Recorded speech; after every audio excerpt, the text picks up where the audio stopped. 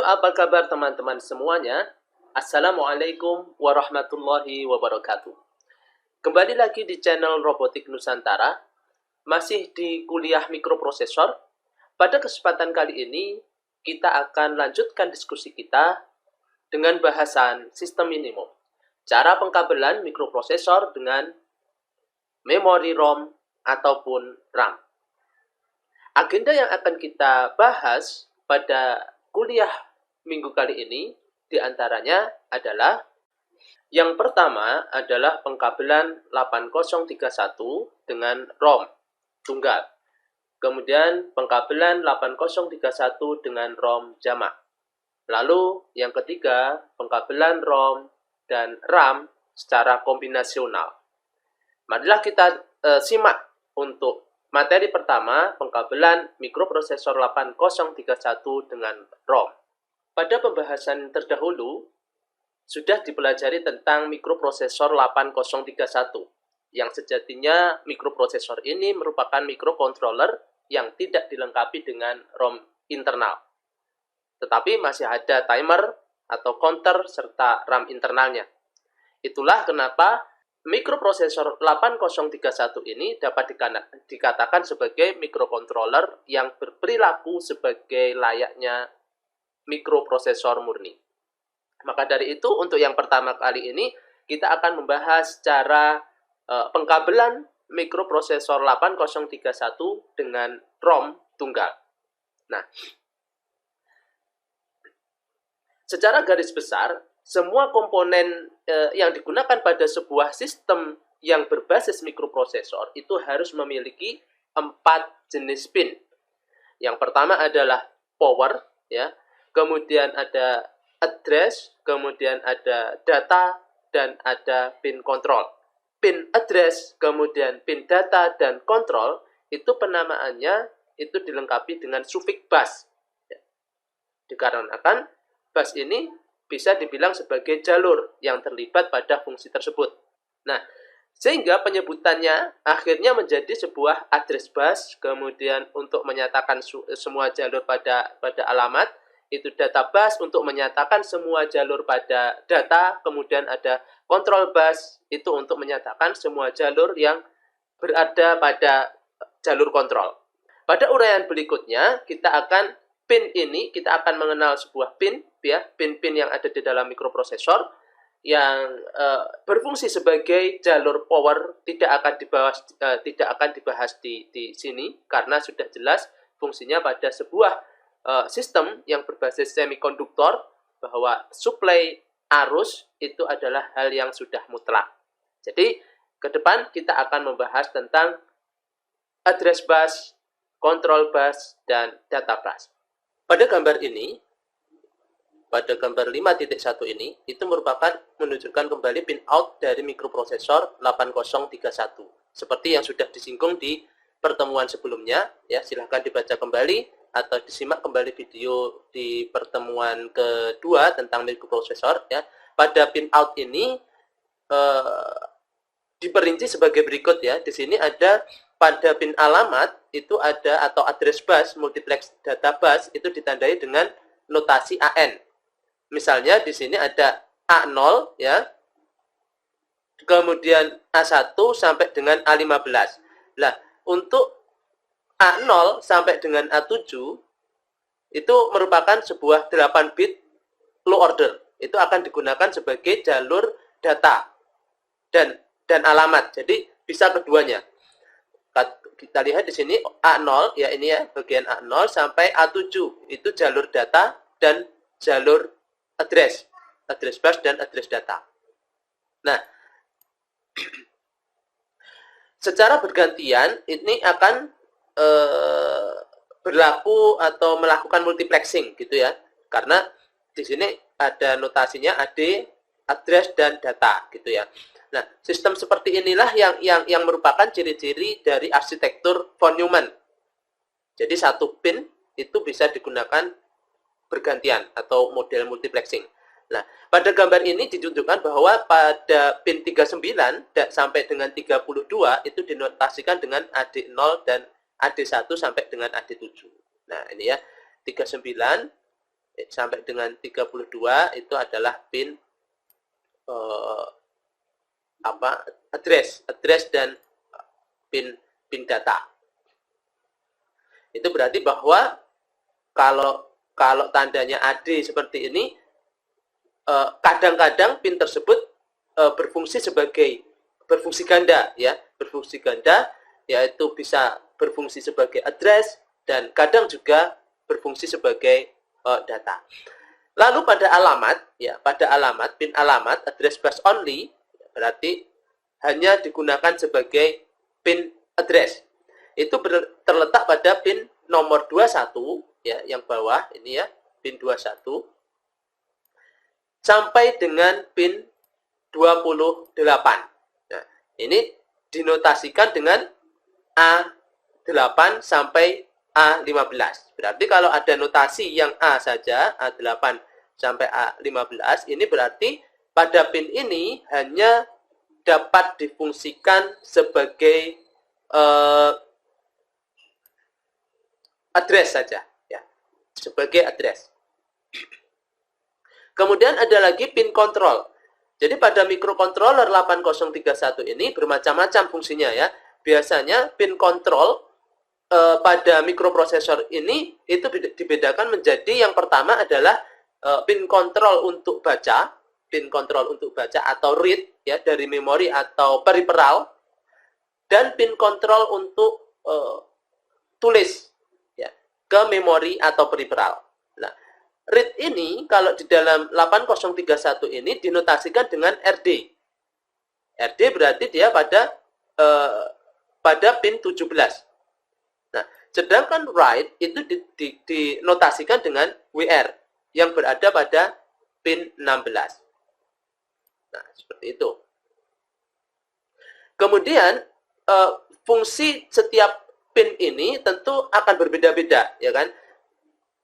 Pin RD dan WR ini dia berfungsi sebagai jalur sinyal untuk validasi operasi data yang dilakukan oleh mikroprosesor. Kemudian pada pin kontrol selanjutnya yaitu untuk membedakan akses ke memori atau peripheral.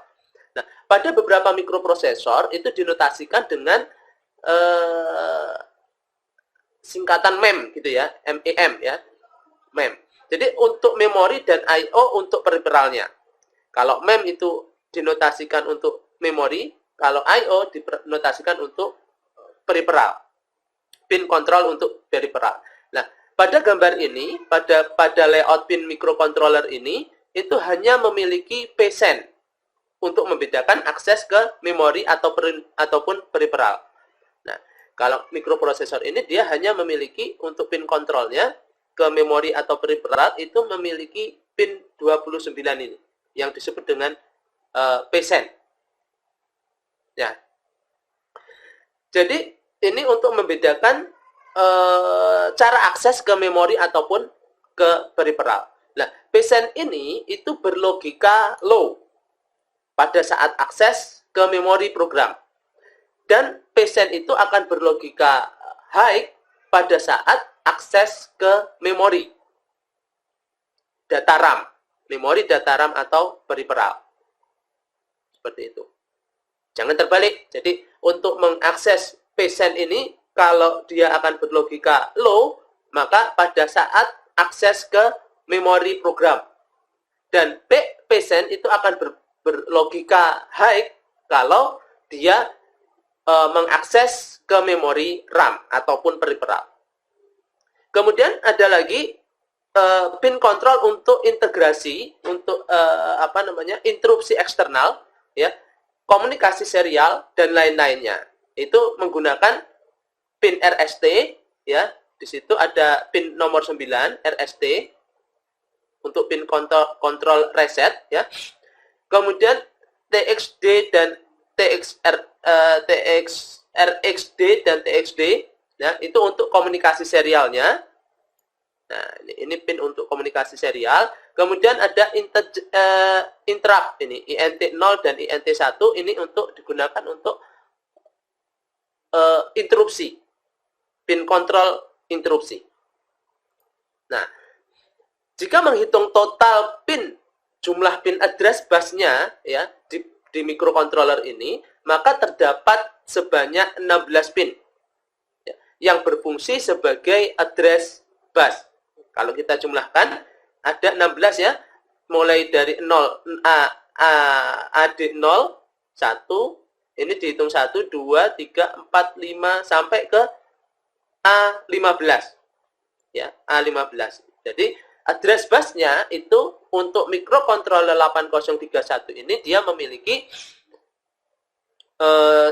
terdapat sebanyak 16 pin atau 16 bit yang berfungsi sebagai address bus. Nah, hal ini berarti bahwa mikroprosesor atau microcontroller 8031 ini memiliki kemampuan mengakses alamat sebanyak 216 alamat atau sama dengan 65.000 lebih ya alamat. Nah, jika melihat total jumlah pin database ini terdapat sebanyak 8 pin. Ya, kalau kita melihat ya jumlah total dari jumlah pin database-nya itu hanya 8 pin, 8 bit ya atau 1 byte ya yang berfungsi sebagai database, yaitu ada di AD0 sampai dengan AD7. Ini difungsikan sebagai database, kemudian bisa juga difungsikan sebagai address gitu. Nah, sekarang kita akan hitung bagaimana total kapasitas akses mikroprosesor 8031 ini. Nah, tadi sudah disebutkan bahwa mikroprosesor ini dengan memiliki 16 bit address bus dan 8 bit database ya, itu dia akan memiliki kemampuan mengakses sebanyak 216 alamat. Dua pangkat bukan ya, 2 pangkat 16 alamat ya, atau sekitar 65.000 lebih. Nah, bagaimana cara menghitungnya? Jadi total kapasitas akses ini mikroprosesor 8031 ini yaitu dapat dihitung dengan menggunakan rumus ya, total kemampuan akses TKA ya sama dengan address bus kali lebar data bus. Jadi TKA ini itu merujuk pada kemampuan sebuah mikroprosesor itu untuk mengakses, kemampuan akses mikroprosesor itu. Nah, kalau tadi di dalam mikroprosesor ini 8031 dia memiliki 16 pin ya, 16 pin address, berarti di sini kita dapat menghitungnya address busnya ada 16. N-nya itu 16 ya. 2 berarti ada 2 pangkat 16. Ini 2 ini merujuk pada kemampuan sebuah merujuk pada digital ya, digital system ya. Yang logika 01 ya, itu bilangan biner lebih tepatnya. Nah, kemudian dikali dengan 8 bit address. Ya. Lebar database-nya. Lebar database tadi ada 8, ya kan? Lebar database itu ada 8. Kemudian berarti di sini 2 pangkat 16 itu akan menghasilkan 65.000 ya. 2 pangkat 16 ini kan 2 kali 2 ya. 2 kali 2 sampai ke 16 ya, 2 kali 2 sampai ke berjumlah 16 ya. Jadi ini dihasilkan 65.535 address. Nah, dikalikan 8 bit address. Ingat kembali bahwa 8 bit ini rumusnya ini ya, lebar data bus. Itu ada 8 bit.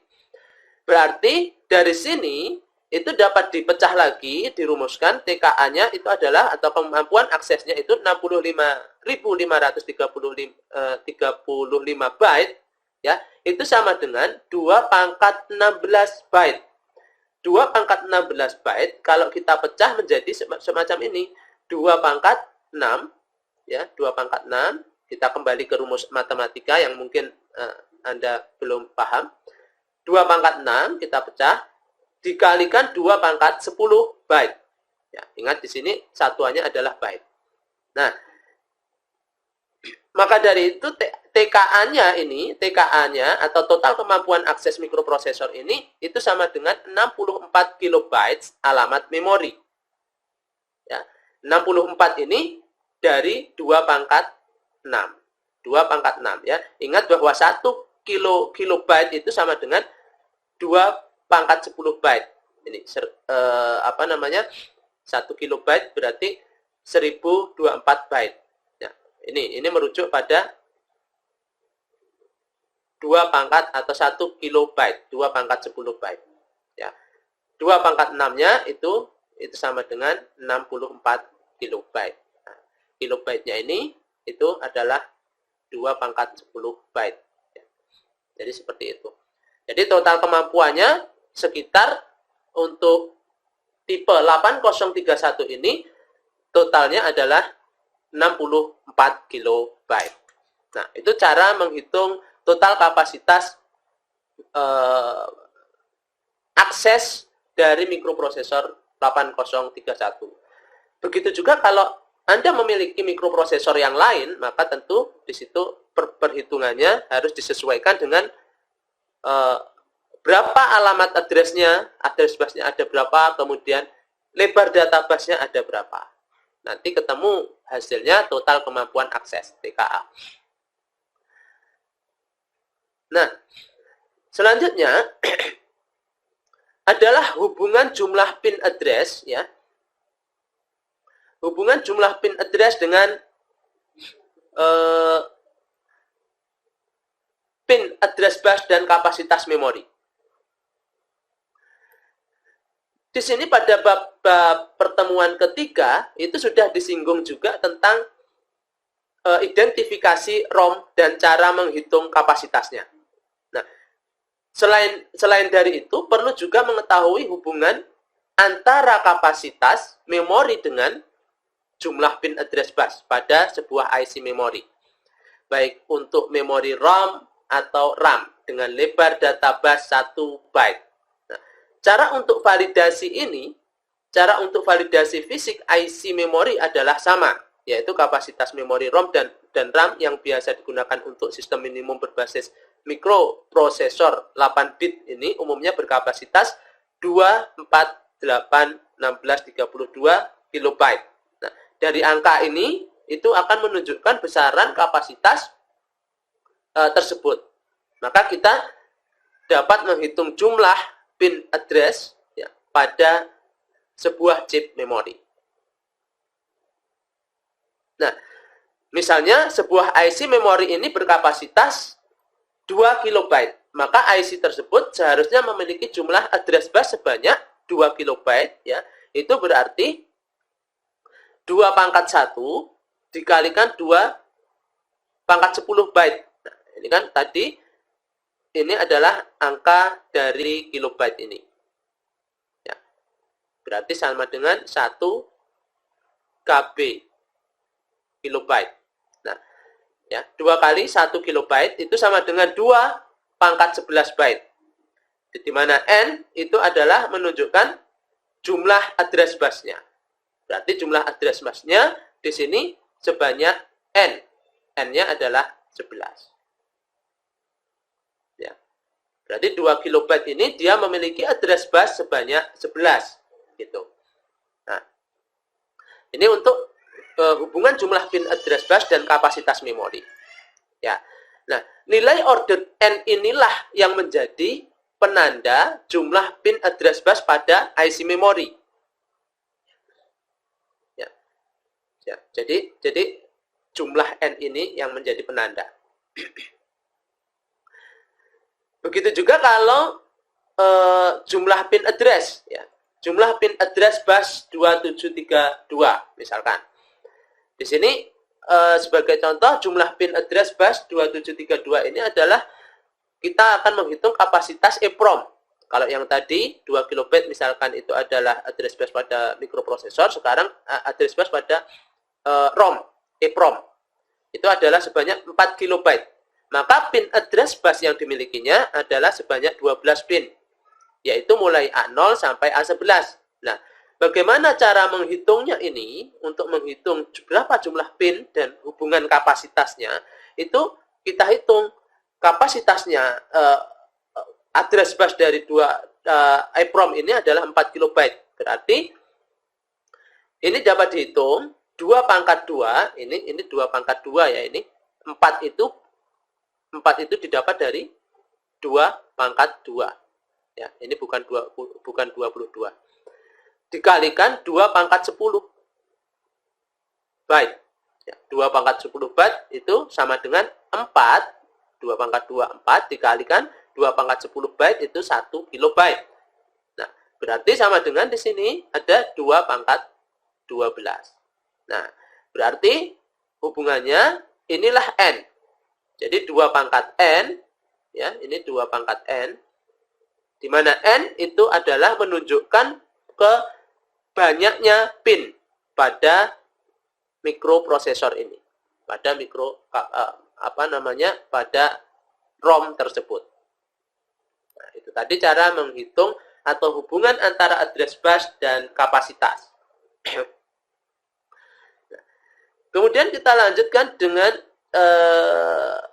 foto fisik ya, foto fisik dari EEPROM di sini, sebuah pada gambar 5.2 ini wujud fisik EEPROM-nya, kemudian gambar 5.3 ini layout fungsi dari setiap pin ya pada IC EEPROM.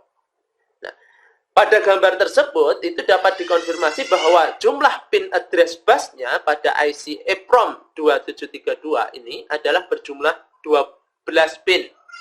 Ya, address bus. Kalau kita lihat, address busnya ini ada di A0 sampai A7 di bagian kiri. Kemudian ada A8, 9, 10, 11. Ya. Jadi ada 12 address bus. Nah, agar lebih pastinya itu kita dapat memeriksanya kalau kita mempunyai sebuah IC semacam ini, itu kita untuk pastinya kita harus melihat datasheet ya, datasheet dari masing-masing IC. Kalau kita ingin melihat berapa jumlah pinnya, itu kita lihat saja datasheetnya untuk IC 2732. Karena masing-masing pabrikan itu dia akan merilis datasheet yang unik. Kenapa? Hal ini dikarenakan karakteristik setiap produknya itu mungkin berbeda. Dalam hal teknis mungkin proses setiap penulisan programnya, seperti misalnya durasi pemberian pulsa VPP, kemudian tegangan kerja, pemrograman, dan lain sebagainya. Nah, itu yang menjadi latar belakang setiap datasheet masing-masing IC ataupun ROM itu akan berbeda-beda. Ya. Ini model dari wujud fisik dan layout dari EEPROM. Nah, sekarang bagaimana untuk pengkabelan 8031 dengan ROM 2732 ini, sedangkan antara keduanya ini dia memiliki perbedaan address, jumlah pin addressnya berbeda.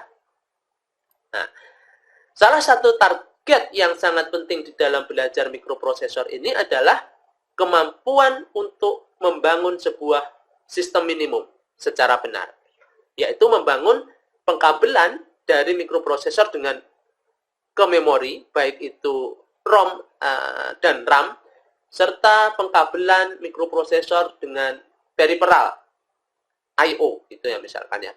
Nah, langkah awal yang paling mudah untuk dilakukan dalam mencapai pemahaman secara menyeluruh itu adalah dengan membangun pengkabelan sederhana antara mikroprosesor dengan ROM. Trik sederhana yang harus diingat dalam membangun sebuah minimum sistem itu adalah sambungan jalur antara mikroprosesor dengan komponen di luar mikroprosesor. Nah, itu harus sesuai dengan fungsinya. Misalnya di sini address bus. Nah, address bus dari mikroprosesor harus terhubung dengan address bus memori atau peripheral. Kemudian yang perlu diperhatikan lagi, fungsi data bus dari mikroprosesor itu harus terhubung dengan data bus memori atau periferalnya. Jadi tidak bisa dihubungkan secara sirang, address ke data bus itu tidak akan nyambung nanti gitu kan.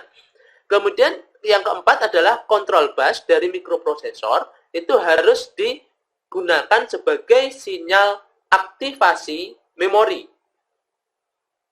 Nah, di sana ada control bus tadi ya, pin control untuk read and write, pin control untuk interupsi, pin control untuk komunikasi, dan lain sebagainya. Jadi, yang terakhir kemudian tidak boleh ada komponen di luar mikroprosesor yang aktif pada saat yang bersamaan.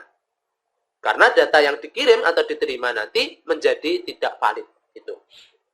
Ini untuk model pengkabelan Kepling 8031 dengan ROM. Nah, kita lihat pada gambar ini, gambar 5.4 itu tentang blok pengkabelan mikroprosesor dengan EEPROM 27332 ya di sini ya. Sesuai dengan trik yang tertulis tadi, yang sudah saya sampaikan tadi, bahwa setiap jenis bus yang sama itu harus terhubung dengan bus yang sejenis. Address bus ke address bus, data bus ke data bus, gitu ya. Seperti yang disinggung pada pertemuan video kedua ya, jalur address bus itu dari mikroprosesor itu harus terhubung dengan address bus dari memori ROM. Demikian juga dengan data bus dari mikroprosesor itu harus terhubung dengan data bus dari memori atau ROM, memori ROM. Ya. Urutan proses mikroprosesor itu dalam pengkabelannya ya harus mengikuti perintah-perintah yang pertama, misalkan langkah 1 ya, mikroprosesor ya pertama ini ya, pada rangkaian pertama ini ya. Pada mikroprosesor ini harus terhubung dengan address bus pada memori ROM. Ya. Kemudian jadi kemudian langkah yang kedua ya, itu mikroprosesor ini akan membaca data ya. Langkah yang kedua membaca data dari memori ROM atau program ya. Kemudian karena itu mikroprosesor itu akan memberikan kode melalui pin memrec dan read. Ya, di sini. Ini langkah kedua. Dia akan membaca dari memori ROM, memori request, ya, memori request. Kemudian langkah yang ketiga, setelah mengirimkan kode melalui pin memrec dan read berikutnya, mikroprosesor ini akan mempersiapkan jalur data busnya, ya, mempersiapkan jalur data busnya untuk menerima data dari memori.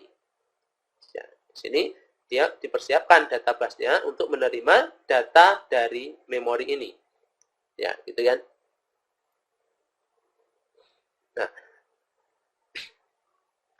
Nah, berikutnya di sini mikroprosesor akan mempersiapkan jalur data busnya untuk menerima data dari memori. Ya, kemudian kode biner pada jalur data bus yang dikirim oleh memori ROM inilah yang akan didekodekan dan dilaksanakan oleh mikroprosesor ya. Jadi setiap kode biner bisa berarti satu jenis perintah, sehingga jika mikroprosesor itu memiliki jalur data 8 bit, mikroprosesornya 8 bit, maka mikroprosesor tersebut mampu mengenali sebanyak 28 atau sama dengan 256 jenis perintah. Nah, itu. Ini blok pengkabelan mikroprosesor. Nah, lalu di sini ada berikut ini kita akan belajar cara membuat pengkabelan sederhana dari 8031 ya dengan memori ROM tunggal ya. Misalnya dengan EEPROM 2732 ya. Hal yang perlu diperhatikan adalah mikroprosesor 8031 itu dia memiliki kemampuan akses 64 KB. Sedangkan EEPROM 2732 itu memiliki kapasitas ya, kapasitasnya 4 KB. Jadi dia berbeda jauh. Nah, Dari data ini saja dapat terlihat selisih antara kemampuan mikroprosesor mengakses data dibandingkan dengan kapasitas yang ada pada memori. Nah, secara teori, jika kemampuan kemampuan akses atau kemampuan dalam menjangkau alamat sebuah mikroprosesor itu jauh melebihi alamat yang tersedia, maka hal tersebut tidak menjadi masalah. Artinya mikroprosesor ini mungkin hanya akan dilaksanakan perintah yang jumlahnya hanya sedikit atau tidak sampai batas kemampuan maksimalnya. Ya. Jika mikroprosesor 8031 dengan jumlah pin address busnya itu 16 pin itu ya, akan dihubungkan dengan EEPROM 2732 yang hanya memiliki address bus sebanyak 12 pin misalkan. Maka mikroprosesor ini akan menyisakan 4 pin ya, 4 pin address ya, yang tidak terpakai. Itu kan. Dia akan menyimpan 4 pin address yang tidak terpakai. Nah, pengkabelan dapat dilihat di sini. Pengkabelan pada sebuah sistem minimum berbasis mikroprosesor 8031 ini harus terdiri dari bagian-bagian sebagai berikut. Nah, yang pertama adalah blok osilator. Ini perlu blok osilator ya. Ini ya blok osilator. Di sini pada bagian ini. Kemudian ada blok power up reset. Power up reset ini ya di bagian ini. Ini power up reset. Lalu ada yang ketiga yaitu address latch, pengunci alamat. Kemudian ada decoder, penyandi. Ya. Nah, ini adalah microcontroller 8031. Kemudian di sini adalah EEPROM 2732. Nah, nanti akan tersisa address-nya di dalam microcontroller ini ada tersisa address sebanyak 4 pin.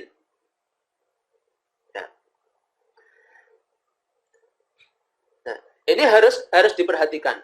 Ya, empat hal ini. Yang pertama blok osilator perlu untuk menghasilkan clock, kemudian ada power up reset, lalu ada address latch, lalu ada decoder. Nah, blok osilator. Pada rangkaian blok osilator ini, blok osilator itu apa sih sebetulnya? Blok osilator ini adalah rangkaian penghasil pulsa clock yang dibutuhkan oleh mikroprosesor. Jantung, pendetaknya ya, pemompa. Istilahnya jantungnya gitu ya. Jadi chip mikroprosesor ini adalah rangkaian yang bekerja secara sekuensial. Oleh karena itu memerlukan pulsa clock untuk menggerakkan rangkaian flip-flop yang ada di dalamnya. Ya. Blok osilator ini cukup dibangun dengan menggunakan kristal osilator eksternal ya, kristal osilator eksternal. Untuk model mikrocontroller yang saat ini ada, itu sebetulnya di dalam chip mikrocontroller itu sudah ada yang namanya pendetak atau clock ya, kristal osilatornya sudah ada. Hanya saja dia tidak mampu membangkitkan osilatornya tadi, pendetaknya tadi, frekuensinya ya. Jadi perlu adanya kristal osilator eksternal ditambahkan dengan kapasitor non polar. Ini kapasitor non polar. Ya. Non polar itu kapasitor yang tidak berkutub. Biasanya kapasitor kecil ya di sana. Nah, jadi frekuensi clock yang dihasilkan ini tergantung dari nilai frekuensi kristalnya. Jadi untuk mikroprosesor 8031 itu mampu bekerja sampai frekuensi 12 MHz. Nah, jadi harus disesuaikan dengan kemampuan mikroprosesornya. Lalu di sini ada rangkaian power up reset. Mikroprosesor ini sengaja dirancang, ini rangkaian osilatornya, rangkaian power up resetnya, ya. Itu sengaja dirancang mempunyai pin reset untuk keluar dari kondisi darurat. Jika suatu ketika jika suatu ketika sistem itu tidak berjalan sebagaimana mestinya. Jika suatu ketika mikroprosesor itu harus mengerjakan program yang terlalu kompleks atau kekurangan memori untuk menyimpan data, maka bisa jadi keadaannya menjadi stuck atau berhenti. Dia tidak akan melakukan eksekusi di tugas selanjutnya, gitu kan.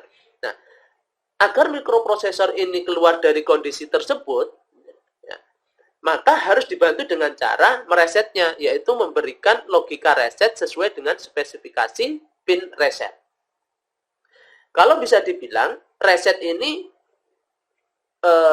bisa dianalogikan atau bisa dimasukkan ke dalam kategori interrupt, gitu ya. Interrupt, external interrupt.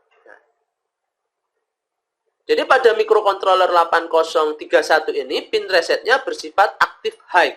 Maksudnya active high di sini pada saat kondisi normal, maka pin RST, pin reset RST ya, itu harus diberikan logika low.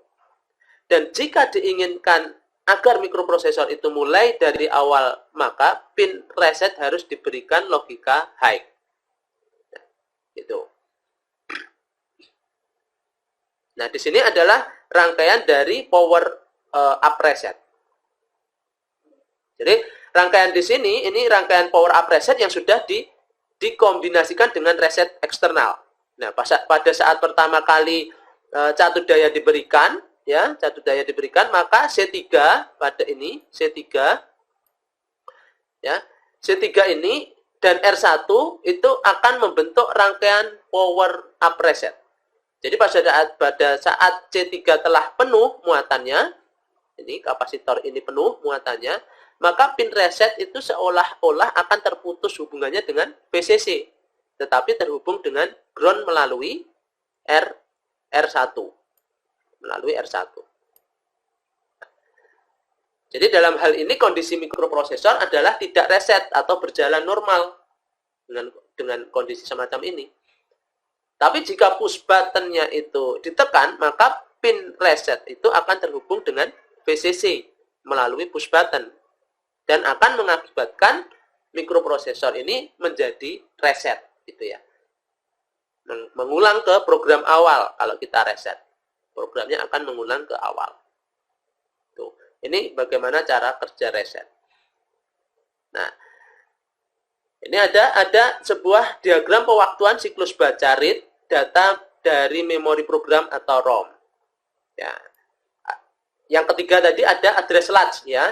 Jadi address latch ini bahwa dijelaskan di datasheet 8031 itu menuliskan bahwa pin address latch enable atau disingkat dengan ALE ya, itu akan mengeluarkan pulsa output.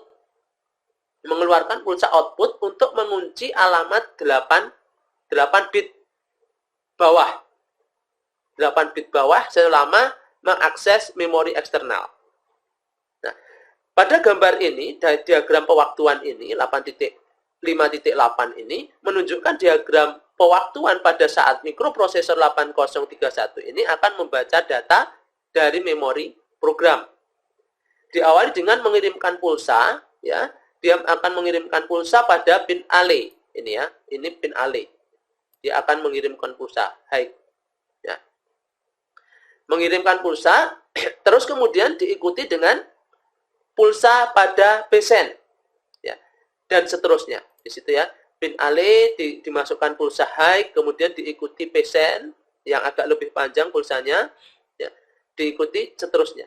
Port 1, port 2, dan seterusnya. Nah, pulsa pada pin ALE ini, ya, itu yang dapat digunakan oleh komponen lain untuk mengunci alamat byte bawah dari address bus. Oleh karena itu harus ada komponen lain yang membantu mikroprosesor ini untuk mempertahankan kondisi bit pada 8 bit bawah agar kondisinya tidak berubah. Nah, komponen pengunci yang misalkan untuk address bus ini Itu salah satunya IC 74373 atau IC D flip flop gitu ya. IC D flip flop. Nah, ini untuk address bus. Nah, di sini layout fungsi 74373 pengunci pin dari IC pengunci tadi. Pada rangkaian yang sebelumnya, pada rangkaian ini ya, ini ada 73 ini ya. O3 ini D flip flop.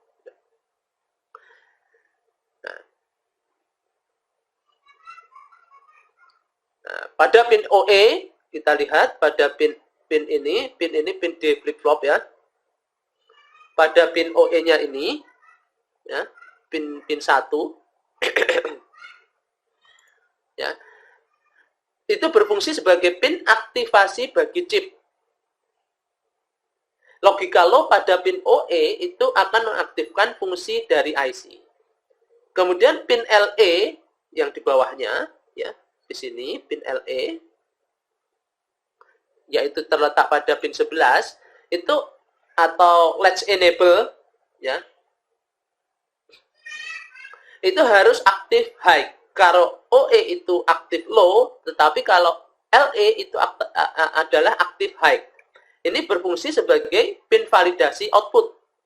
Jadi data yang sudah siap di jalur input itu akan langsung ditampilkan di output. Ya, di key ini outputnya adalah key. Ya, outputnya di key ini. Semua key ini. Ini kok output dari D flip flopnya. Nah, begitu begitu pin LE itu mendapatkan logika high, maka dia akan di-outputkan.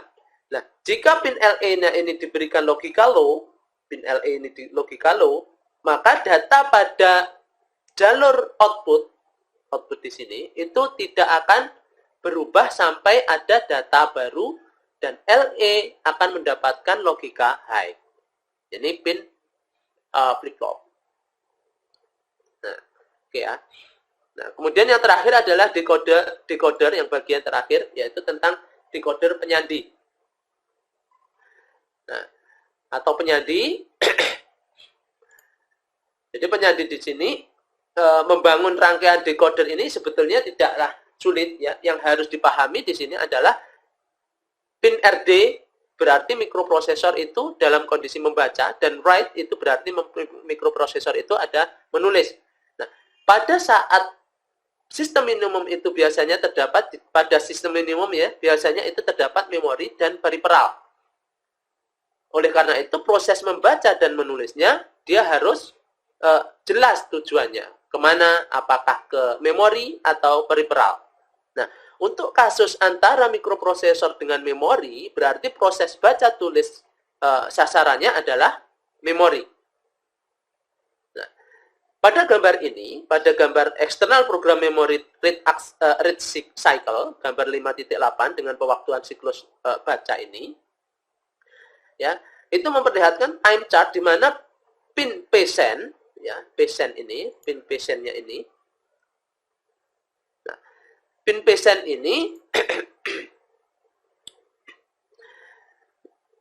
yang aktif pada saat mikroprosesor itu membaca data ROM.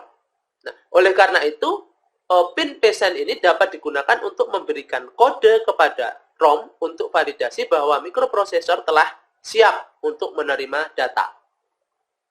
Nah, jika patient ini sama dengan low, ya, jika patient ini sama dengan low, maka mikroprosesor itu akan mengakses memori program.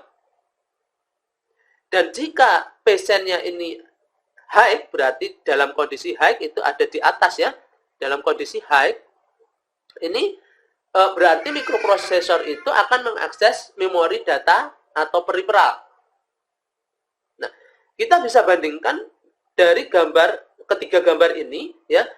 Pada gambar 5.10 atau 5.11, sinyal patient ini selalu high. Berarti artinya ya 5.10 ini ya 5.10 ini gambar pada 5.10 dan 5.11 patient ini selalu high. Nah, high, kondisinya high ya, di atas ya. Nah, ini juga di atas. Kondisi high. Nah, pada kondisi seperti ini, artinya mikroprosesor itu dengan mengakses memori data RAM atau peripheral. Nah, jadi berdasarkan penjelasan ini, maka dapat disimpulkan bahwa untuk mengakses memori program ROM, maka cukup dengan menggunakan pin PCN yang langsung disambungkan ke pin OE dari memori ROM. Sedangkan untuk mengakses memori data RAM dan peripheral harus menggunakan kombinasi antara pin PCN dengan RD atau PCN dengan WR, write. Kalau ke ROM itu kombinasi PCN dengan OE, ya. Kalau dia mengakses RAM, dia PCN ini dikombinasikan dengan RD atau WR. Tuh. Decoder. Nah, ini memori mapping ya. Memori mapping ditunjukkan pada tabel berikut ini ya. Untuk tabel 5.1 ini adalah alamat awal dan akhir yang mampu diakses mikroprosesor. Jadi pinnya mulai dari address A0 sampai A15 ya, yang mampu diakses mikroprosesor. Kemudian pada alamat ini untuk EEPROM 2732 itu yang terisi pada tabel A0 sampai A11. Berarti di sini masih ada 4 pin lagi yang belum terisi, yang tidak dipakai. Berarti di mikroprosesor ini ada 4 pin yang tidak dipakai karena pin address-nya sudah digunakan semua A0 sampai A11. Nah, kalau kita lihat pada mikroprosesor ini ya, jadi karena mikroprosesor itu di sini memiliki 16 pin address bus, maka alamat yang dapat diakses itu adalah mulai dari 0000 ya sampai dengan FFFF. Ini ya. Untuk yang mikroprosesor 0000 16 bit sampai FFFF hexa. Ya. Nah, perinciannya untuk mikroprosesor semacam ini. Sedangkan untuk memori EEPROM 2732 itu hanya memiliki 12 pin address. Ya, 12 pin address A0 sampai A11 dengan alamat perinciannya mulai dari 0000 sampai FFF hexa. Seperti itu. 3 saja, 3 digit ya. 3 digit hexa. Nah, jadi dari tabel ini jelas bahwa mikroprosesor 8031 itu memiliki kemampuan mengakses alamat yang jauh lebih banyak dibandingkan kapasitas maksimal dari EEPROM 2732. Sehingga jika satu mikroprosesor 8031 ini dibuat pengkabelannya dengan EEPROM 2732, maka pasti ada beberapa pin address bus yang tidak terhubung, no connection. Dan ini tidak menjadi masalah ya, bagi rangkaian mikroprosesor selama perintah dalam program itu tidak ada yang mengarahkan ke alamat di luar ring memori yang ada. Jadi untuk contoh pertama tadi, rangkaian decoder yang diperlukan untuk aktivasi memori itu cukup menggunakan sinyal dari PCN karena jumlah IC memori yang hanya 1 buah. Nah, itu ya. Nah, di sini ada pengkabelan. Nah, misal pengkabelan dari mikroprosesor dengan ROM ya. Jadi misalnya ada dua buah EEPROM 2732 ya, ini pengkabelan dengan sekarang pengkabelan 8031 dengan ROM jamak ya, kalau yang tadi dengan ROM tunggal, sekarang ROM jamak. Nah, kalau tadi rangkaiannya itu ROM-nya itu cuma satu saja di sini ya, U1 U2 gitu ya, sekarang ada 2 ROM-nya. Bagaimana kalau 2 semacam ini? ROM-nya 2 semacam ini. Ya. Sekarang kita akan bahas. Misalnya ada 2 buah EEPROM 2732 yang akan dipasang dengan mikroprosesor. Lantas bagaimanakah pengkabelannya? Anggap saja misalkan EEPROM EEPROM 1 ya, U2 di situ, U2. Kemudian EEPROM 2 itu U3. Itu adalah sama-sama memiliki seri 2732. Maka tabel pengalamatannya itu pasti akan sama. Kita bisa lihat di sini ada EEPROM 1, EEPROM 2 ya. Nah, di sini harus diingat bahwa dalam sebuah sistem yang terhubung dengan mikroprosesor itu tidak boleh ada komponen memori atau peripheral yang aktif pada waktu yang bersamaan. Lebih dari satu. Ya. Seperti yang saya jelaskan tadi, bahwa ada pada bagian terakhir tidak boleh ada komponen yang aktif. Ya. Tidak boleh ada peripheral yang aktif dalam waktu yang bersamaan. Ya. Hal ini agak dilematis gitu kan. Karena jika ternyata kapasitasnya sama, maka jumlah pin address-nya itu juga sama. Nah, yang terhubung nanti juga sama ke mikroprosesor.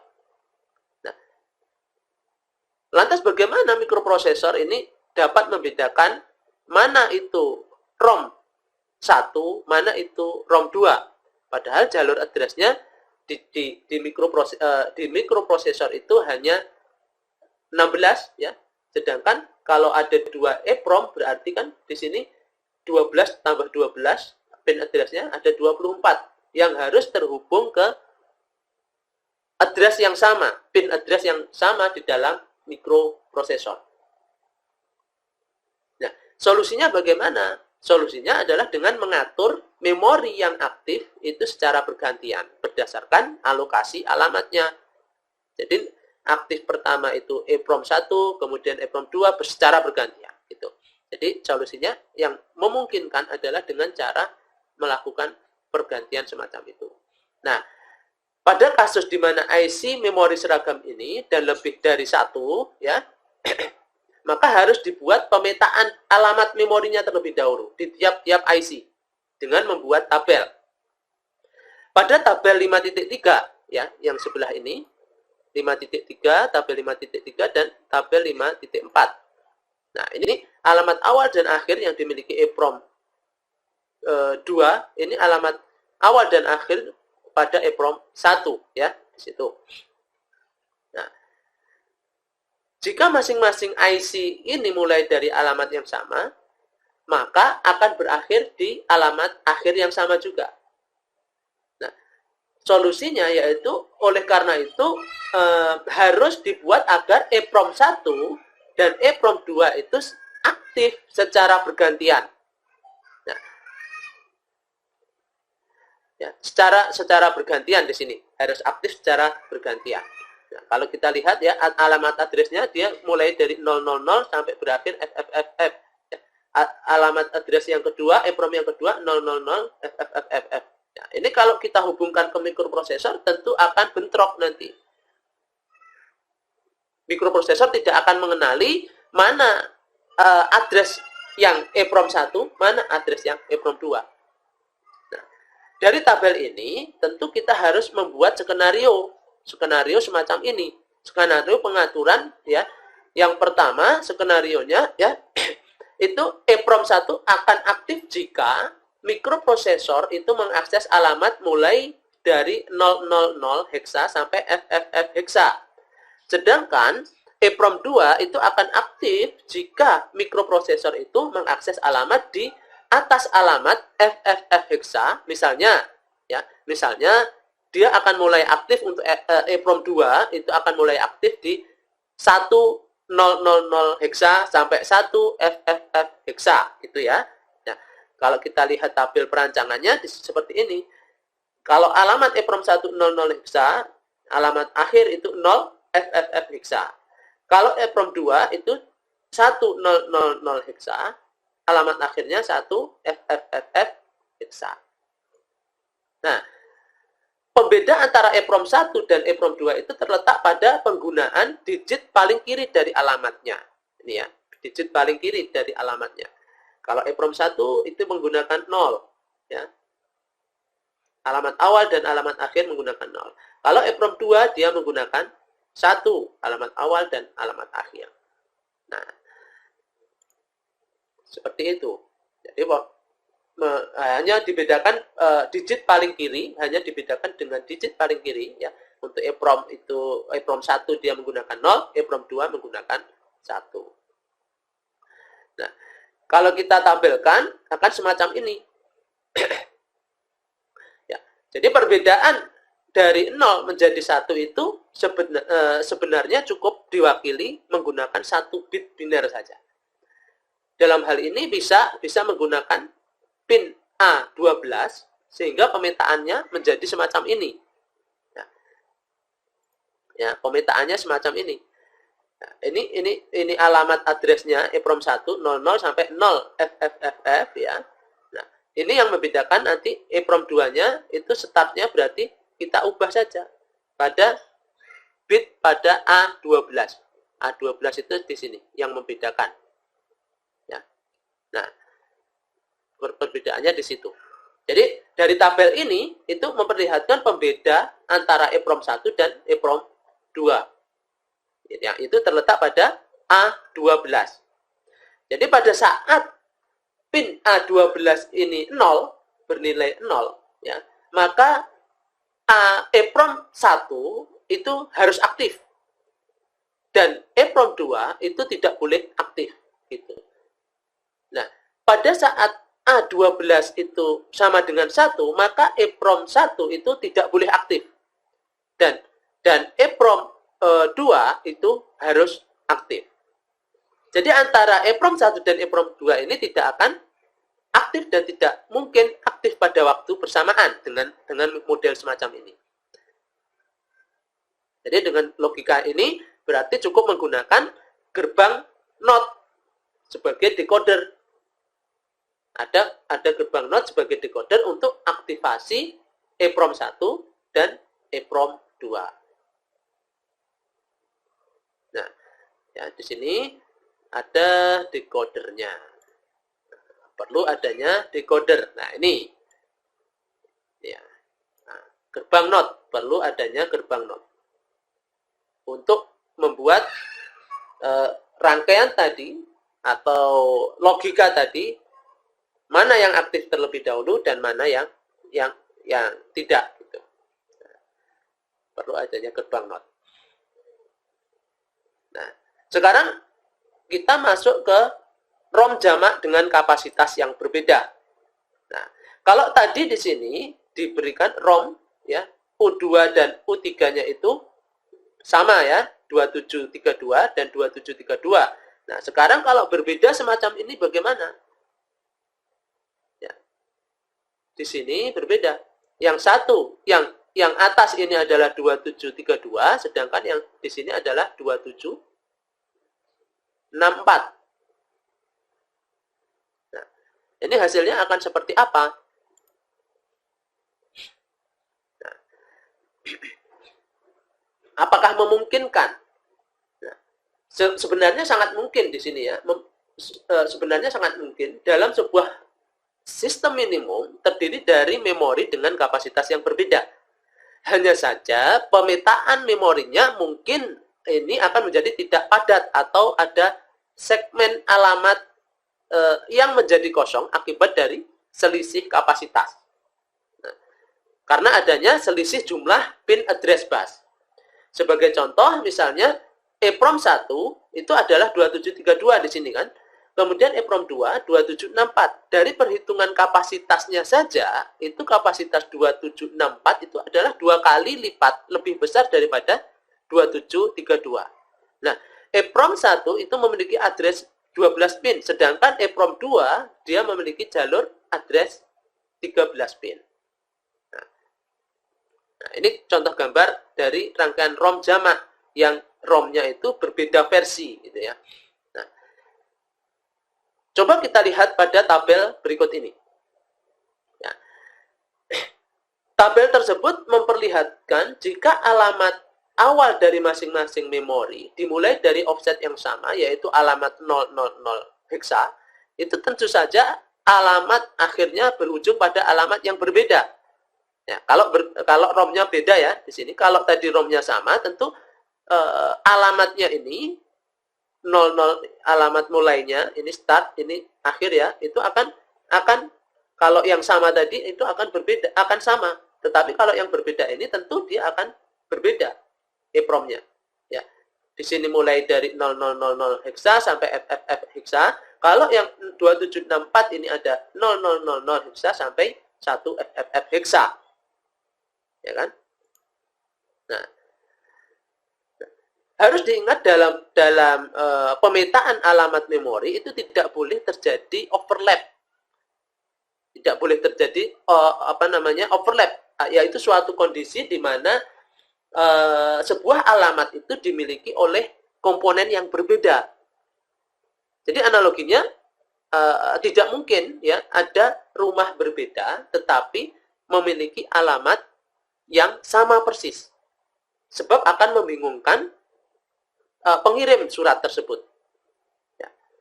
Nah, pada pemetaan tersebut itu alamat 000 heksa ini sampai FFF heksa ini sama-sama dimiliki oleh EEPROM 1 dan EEPROM 2. Ya kan?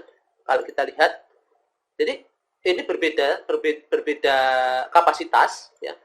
Kalau kita lihat pada 2732 ini dan pada mulainya ya 000 heksa sampai FFF heksa ini akan dimiliki oleh keduanya, ya kan? Akan dimiliki oleh kedua ROM tersebut. Ya. Nah, tetapi karena EEPROM atau ROM yang kedua itu lebih besar kapasitasnya, maka EEPROM 2 itu akan memiliki alamat lanjutan mulai dari 100 heksa sampai dengan 1 FFF heksa, gitu kan? Nah, sini akan memiliki alamat lanjutan 1 FFF heksa, 1000 heksa sampai 1 FFF heksa, gitu kan? Nah,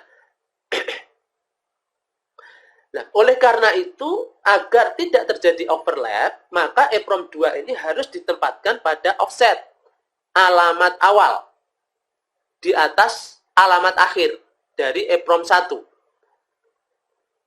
Jadi ingat bahwa mikroprosesor itu mampu mengakses mulai dari 000 heksa sampai FFF heksa. Ya.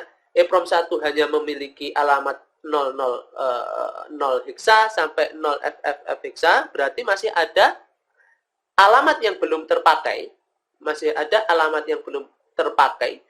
mulai 1000 heksa sampai FFF heksa.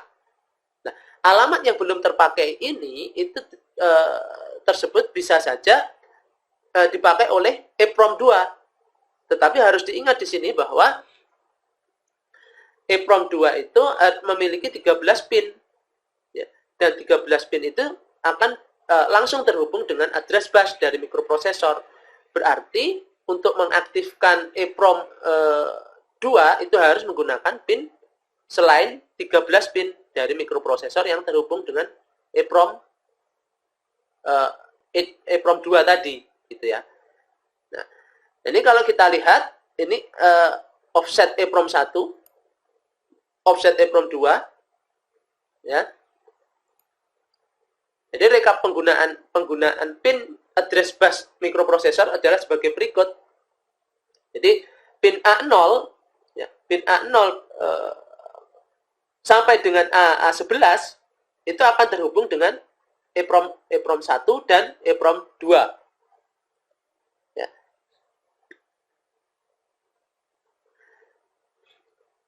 Ini A0 sampai dengan A11 itu akan terhubung EEPROM 1 atau EEPROM 2. Ya. Kemudian pin 12 khusus terhubung dengan EEPROM 2. Ya. Pin 12 itu terhubung dengan EEPROM 2 di sini. Tuh. Ini untuk EEPROM 2 khusus terhubung dengan EEPROM 2. Nah, pin yang masih tersisa adalah pin 13, 14, 15. Ya. Dari 3 pin yang tersisa ini dapat diambil salah satunya untuk mendekode EEPROM 1, EEPROM 2. Misalnya digunakan A13. ya, untuk mendekode, maka dapat dibuat tabel sebagai berikut.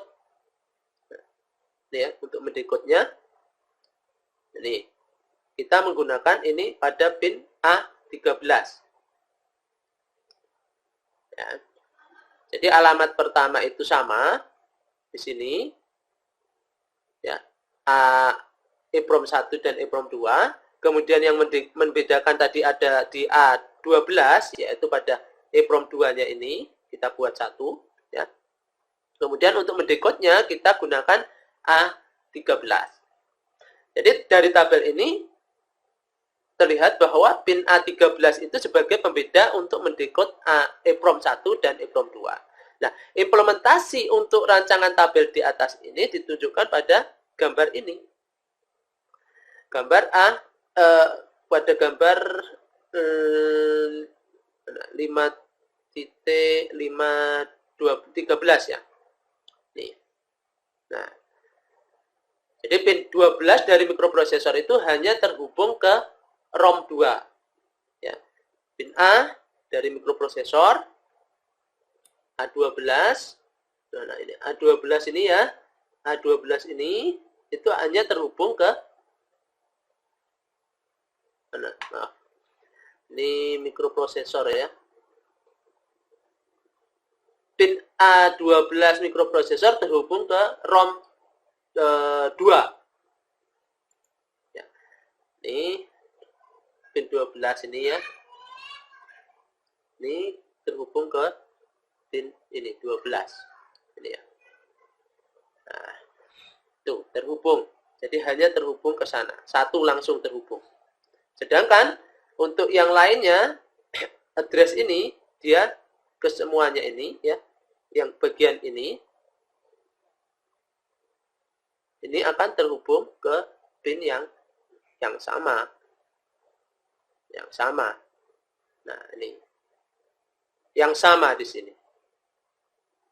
Hanya pin yang 12 saja yang terhubung ke ROM 2. Gitu. Nah, ya kan?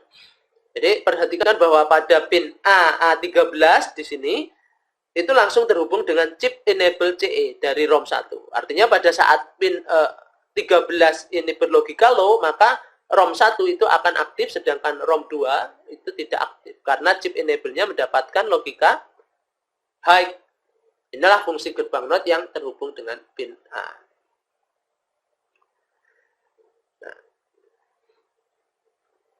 Nah, di sini selanjutnya adalah bagaimana pengkabelan ROM dan RAM. Kalau yang dikabelkan ini, yang dikoneksikan di dalam sistem minimum ini ada ROM dan RAM. Berarti kombinasi gitu ya, ada rangkaian kombinasi. Jadi jika sebuah mikroprosesor itu hanya terhubung dengan memori jenis ROM saja, terus bagaimana? Seandainya ada data yang harus disimpan sementara misalnya, data-data dari sensor atau data hasil olahan sebelumnya, padahal butuh perangkat khusus untuk mengisi data ke dalam memori ROM. Solusi dari permasalahan ini adalah dengan menambahkan memori jenis RAM pada sistem yang sudah ada. Misalnya memori ROM atau program yang dibuat untuk sebuah sistem minimum itu terbatas pada sejumlah segmen gitu ya, tertentu. Misalnya satu segmen atau 64 kilobyte, satu segmen itu 64 kilobyte. Oleh karena itu, dalam implementasi yang sebenarnya, setiap sistem minimum itu selesai dibuat, berikutnya sistem akan bekerja secukupnya, ya, berbekal dengan apa yang sudah dibangun sebelumnya. Nah, sebelum sebuah sistem minimum yang berbekal memori ROM itu belumlah dikatakan cukup, sebab kadang-kadang aliran pada sebuah program itu tidak terlalu berurutan secara teratur, melainkan kadang-kadang aliran program itu harus melompat jam gitu ya, ada perintah jam dari satu alamat ke alamat yang lainnya, atau misalnya terjadi interupsi ketika interupsi secara internal ataupun eksternal, maka mau tidak mau ya mikroprosesor itu akan melompat sesuai dengan vektor interupsinya yang ditunjuk oleh program. Dan pada saat selesai melompat, maka aliran program tadi harus kembali ke aliran normalnya. Bagaimana cara mengkabelkan memori ROM ini, memori ROM dan RAM ini pada sebuah sistem minimum? Jadi sebenarnya pengkabelan antara mikroprosesor dengan memori jenis ROM ataupun RAM itu tidak berbeda secara signifikan. Nah, sebagian besar sama persis. Yang berbeda hanyalah jalur kontrol untuk memori jenis RAM-nya saja. Jadi harus melibatkan, di sana melibatkan pin RD dan WR. Sedangkan jenis ROM itu hanya melibatkan pin RD-nya saja. Atau bisa juga dengan melibatkan PCN-nya saja. Nah, sebagai contoh pada rangkaian ini adalah memori ROM 2764 dan memori RAM 6264. Itu akan dikombinasikan untuk membangun sebuah sistem minimum. Ya. Yang atas ini ROM, ini RAM. Ya, gitu kan. Nah, kita awali dengan tabel. Jadi perancangan pemetaan ini kita harus awali dengan tabel terlebih dahulu. Jika diteliti pada tabel ini, ya, itu hampir sama polanya dengan pembahasan pada pengkabelan pada ROM tadi, pada yang saya jelaskan tadi. Yang harus diingat adalah bahwa tidak boleh ada alamat yang overlap. Sekali lagi, tidak boleh ada alamat yang overlap.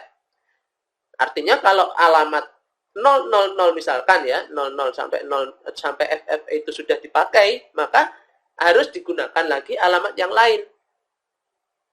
Nah, tidak boleh adanya alamat yang overlap ini sehingga offset ya atau alamat awal untuk memori RAM itu harus berada di atas alamat terakhir dari ROM.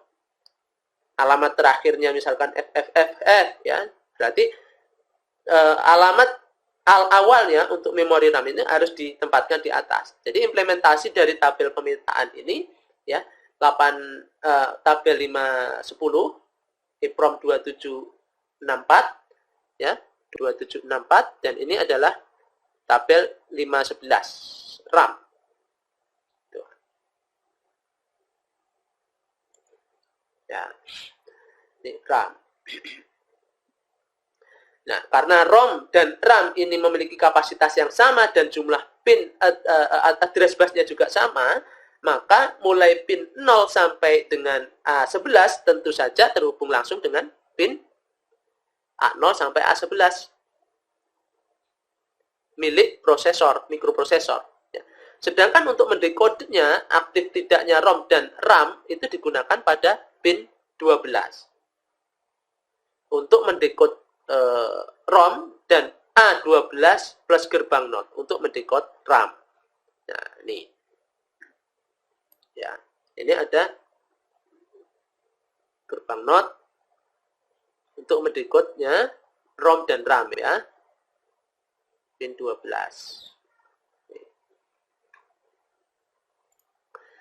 Nah, itu. Jadi perbedaan dalam merancang pengkabelan ini untuk memori RAM itu adalah pada jalur kontrol RD dan WR. Ya. Nah, kemudian pada beberapa jenis sistem minimum itu kadang-kadang kebutuhan ruang penyimpan space untuk kode programnya itu tidaklah terlalu besar. Tetapi justru membutuhkan memori penyimpan data yang besar.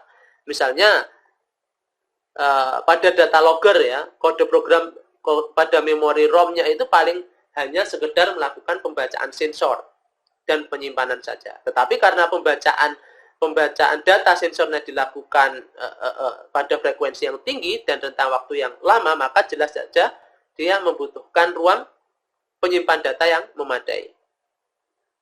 Jadi oleh karena itu sangat wajar ya apabila pada sebuah sistem minimum itu terdapat memori ROM dan RAM yang berbeda kapasitasnya gitu. Nah, ini ya. Ini yang membedakan rangkaian tadi. Nah, ini yang membedakan kita harus memetakan dulu pada rangkaian A13-nya ini. Nah, caranya juga sama. Ya kan?